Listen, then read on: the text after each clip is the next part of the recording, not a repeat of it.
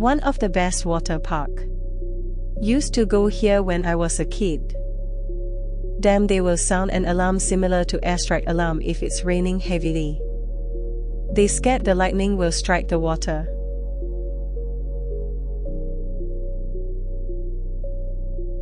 I used to go there when I was little, but never had the chance to use the slide and had to swim in the kiddie pool while looking at my relatives sliding their butt off the slide.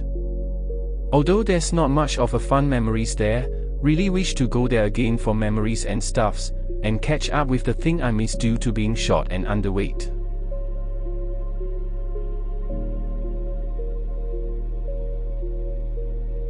Above the rooftops of Pandan Perdana, a giraffe once watched over the city.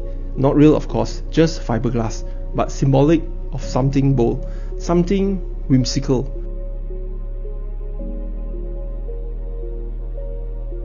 This was Pandan Safari Lagoon, Malaysia's first rooftop water theme park, and now it's just now a silhouette against memory.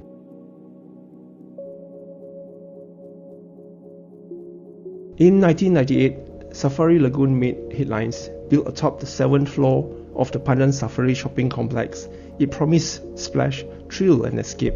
Without leaving the Klang Valley, it was the largest rooftop water park in the country, 3rd in Asia, and a visual spectacle.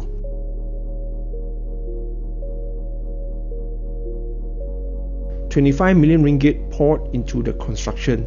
There were wave pool, animal sculptures, a jungle theme that thrilled kids and suited parents. Weekend overflow with laughter, wet footprints, and orange life jacket. You didn't just visit the park, you ascend to it, and for a while it worked. If you ever experienced this chapter firsthand, or just heard stories, drop a comment below. What did Safari Lagoon mean to you?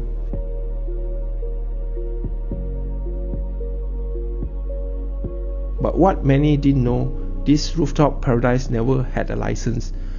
For nearly 8 years, Safari Lagoon operated without approval from Ampang Jaya Municipal Council. In 2005, MPAJ ordered it to shut down, yet it stayed open. Business as usual, and hindsight that decided would cost more than just reputation.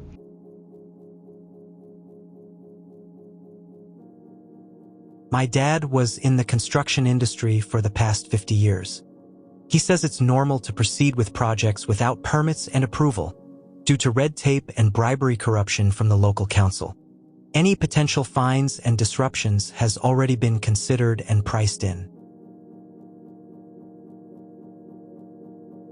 I'm still in the industry, and what your dad said is still true till this day. We small fishes just do our jobs by the book. It's the big fishes who always taint the pond.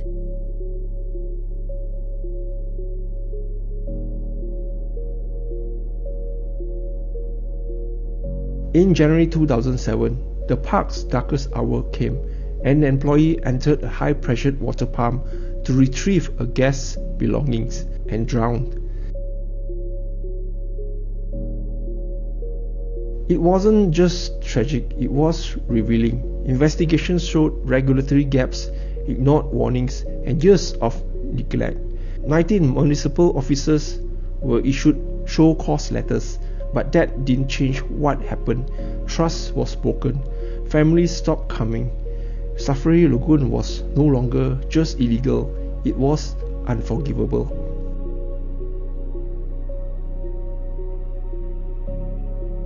After the tragedy, the park closed. The rooftop jungle went quiet. And years later, a steamboat restaurant tried to revive the space. It didn't last. By 2014, the rooftop was abandoned.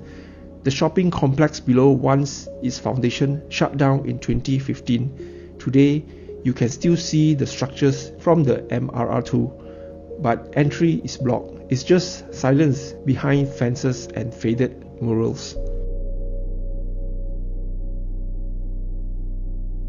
For some, Safari Lagoon is just a cautionary tale. For others, it's nostalgia, a glimpse of childhood, fun high above the city. Urban explorers whispers about it. Photographers catch its eerie grace in the evening light. But what truly remains is the lesson of ambition without oversight, or play without protection, of dreams built too high on foundations too weak.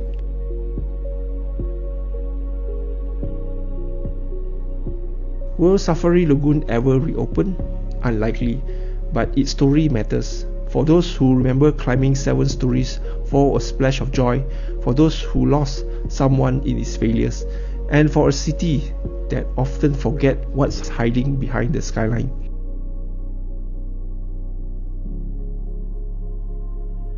If this story brought back memories or made you see this space differently, feel free to share your thoughts below. And if you'd like to explore more forgotten corners and community stories with me, tap like, share this with someone who remembers, and subscribe, because together we are keeping history alive.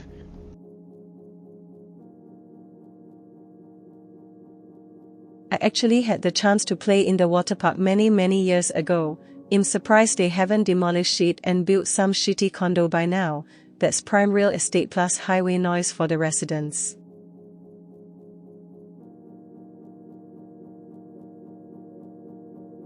Had been the dream water park aside from Sunway when I was a kid. Always pester my dad to go, but we never did. Maybe my dad knew the stories, haha. I still dream I went there whenever I pass by.